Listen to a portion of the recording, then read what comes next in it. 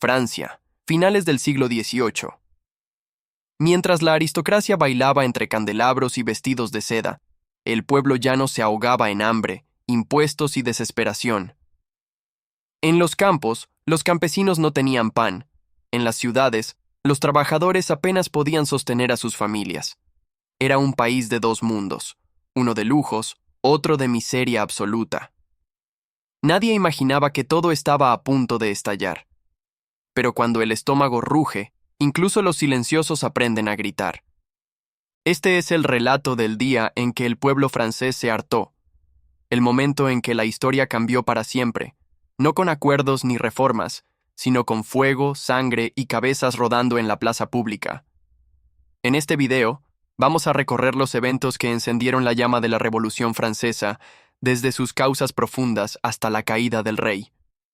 Porque antes de Napoleón, antes del imperio, hubo un pueblo que decidió desafiar al trono, y ganó. Luis XVI no era un tirano cruel, pero sí un rey débil. Mientras el pueblo sufría, él se refugiaba en Versalles, rodeado de asesores y fiestas.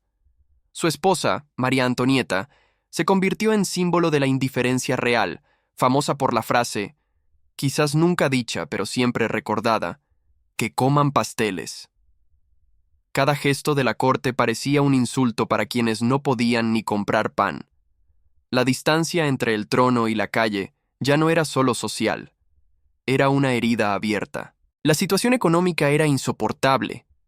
Francia estaba endeudada por guerras pasadas, como la de los 7 años y su apoyo a la independencia de Estados Unidos.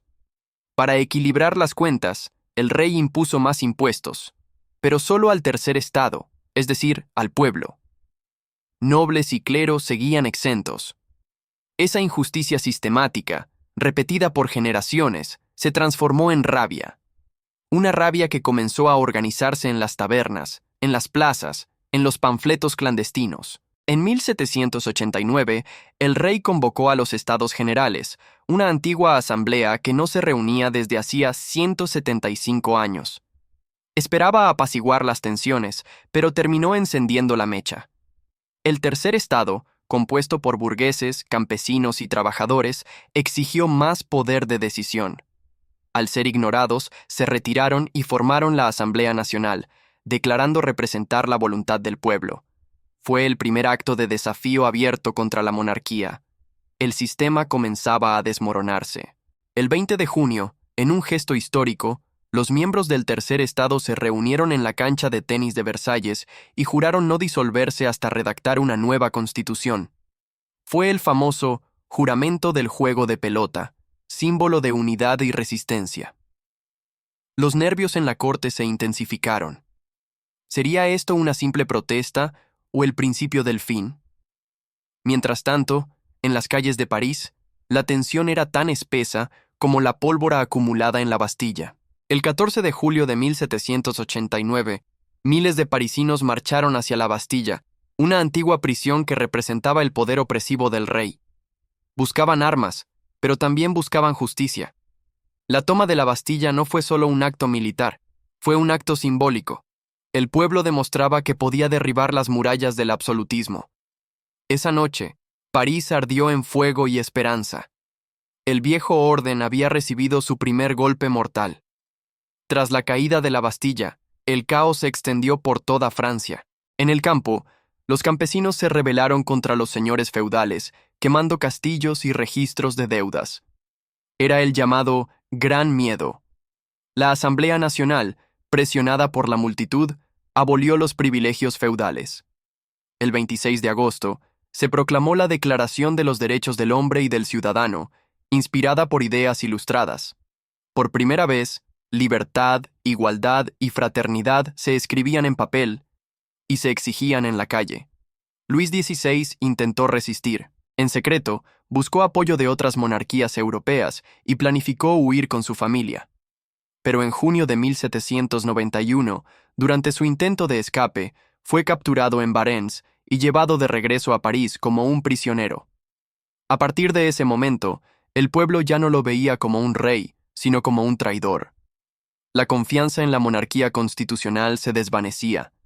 La revolución se radicalizaba y la sangre comenzaba a olerse en el aire. En 1792, Francia entró en guerra contra Austria y Prusia, que pretendían restaurar el poder del rey. Pero esa amenaza externa no unió al país, lo fracturó aún más. Los sans-culottes, obreros y revolucionarios radicales, tomaron las calles, y el Palacio de las Tullerías fue asaltado. El rey fue arrestado. Poco después, se proclamó la Primera República Francesa. Luis XVI ya no era rey. Era simplemente un hombre llamado Luis Capeto, esperando juicio por traición. El juicio fue breve y contundente. Luis XVI fue declarado culpable de conspirar contra la libertad del pueblo. El 21 de enero de 1793 subió a la guillotina en la Plaza de la Revolución. Miles lo observaron en silencio. Cuando la cuchilla cayó, no solo rodó la cabeza de un rey, cayó también siglos de monarquía absoluta. La ejecución fue un terremoto simbólico. El mundo entendía que Francia ya no tenía vuelta atrás. Pero la revolución no se detuvo ahí. Pronto, María Antonieta corrió la misma suerte. La guillotina se volvió rutina. Comenzó una nueva etapa, el terror. Liderado por Robespierre y los jacobinos, cualquier sospechoso de ser enemigo de la revolución era ejecutado. No bastaba con no ser noble, había que ser radical. En solo un año, más de 16.000 personas fueron decapitadas. Francia había pasado del absolutismo al extremismo. La revolución devoraba a sus propios hijos. Durante el periodo del terror, nadie estaba a salvo. Bastaba una acusación anónima, una palabra mal dicha o un pasado sospechoso para terminar en la fila de los condenados. Los tribunales revolucionarios trabajaban sin descanso. Incluso antiguos aliados de la revolución fueron ejecutados por moderados. La ley se volvió un arma al servicio del miedo. Francia se transformó en una máquina de purificación ideológica, con la sangre como combustible. Robespierre, que se había autoproclamado el incorruptible, creía que solo el terror podía garantizar la virtud, pero su rigidez moral se volvió tiranía. En julio de 1794, fue arrestado y guillotinado sin juicio. Irónicamente, la revolución que él defendió con sangre lo destruyó como a tantos otros. Su caída marcó el fin del terror y el inicio de una nueva etapa, el Directorio. Francia seguía sin rey, pero aún no tenía paz. El poder cambiaba de manos, pero no de forma. El Directorio intentó estabilizar Francia, pero fracasó. Corrupción, inflación y guerras en el exterior mantenían al pueblo en un estado de agotamiento constante. Las promesas de la revolución, libertad, igualdad, fraternidad, parecían lejanas, casi ilusorias. La gente no quería más ideales, quería orden, pan y seguridad. El caos había durado demasiado, y en medio de ese vacío de poder, apareció un joven general con aura de destino. Napoleón Bonaparte, brillante estratega militar, supo leer el momento. En 1799, dio un golpe de estado y se proclamó primer cónsul. La revolución no había terminado, simplemente había mutado. El poder absoluto regresaba, pero esta vez no en manos de un rey por derecho divino, sino de un hombre que decía representar al pueblo. Muchos lo vieron como el Salvador. Otros, como el traidor final de los ideales revolucionarios. Pero nadie pudo detenerlo. La Revolución Francesa no solo cambió a Francia, sacudió el mundo entero. En América Latina, inspiró movimientos independentistas que cuestionaban el dominio colonial europeo. En Europa, aterrorizó a las monarquías, que vieron en la guillotina una advertencia sangrienta. El modelo revolucionario francés, con sus asambleas, declaraciones de derechos y repúblicas, se convirtió en una semilla sembrada en cada rincón del planeta.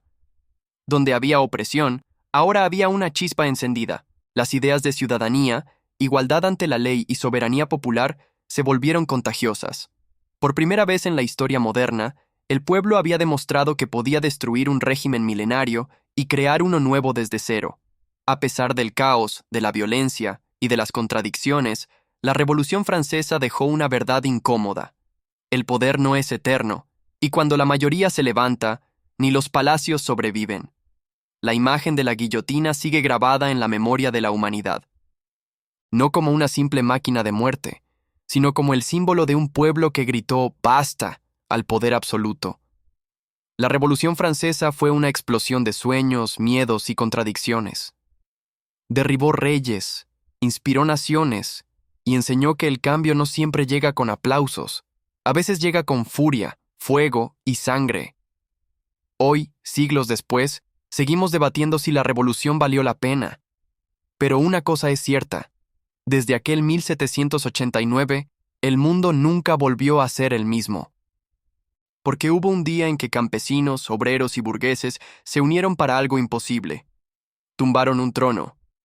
Y con ese gesto, demostraron que cuando el pueblo despierta, ni la historia puede detenerlo. La revolución no fue perfecta. Fue contradictoria, caótica y en muchos momentos profundamente violenta.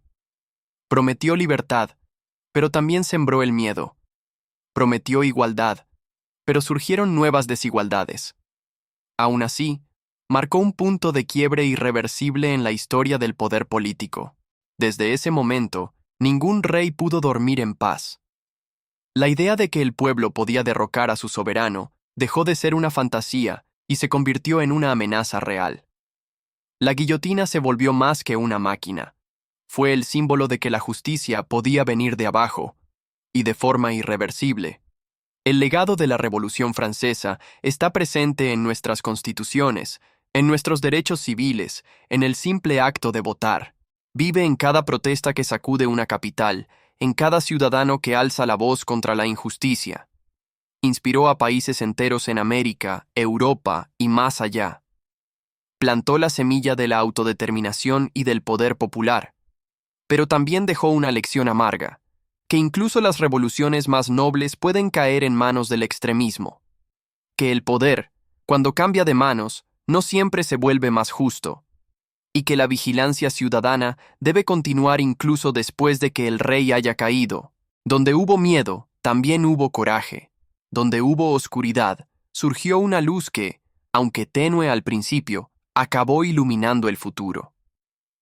La Revolución Francesa fue una tormenta de sangre y fuego, pero también una aurora para nuevas ideas. Mostró que los regímenes, por más antiguos que sean, pueden caer si el pueblo se une, y que la historia puede cambiar en un solo día, con un solo grito. En medio del horror, nacieron principios que aún hoy nos inspiran: libertad, igualdad, fraternidad. Palabras simples, pero cargadas de luchas que costaron miles de vidas. Tal vez por eso, en el corazón de París, no queda ya una Bastilla. Queda un vacío lleno de memoria. Allí donde antes había un símbolo de opresión, hoy hay un monumento al cambio. Un recordatorio de que ningún régimen es eterno, de que el pueblo no olvida. Hubo un día en que campesinos y obreros no pidieron justicia, la tomaron, y el mundo entero se detuvo a mirar. Aquel día, no solo cayó un rey, nació una nueva era. Una era en la que los pueblos aprendieron que, cuando despiertan, pueden escribir su propia historia.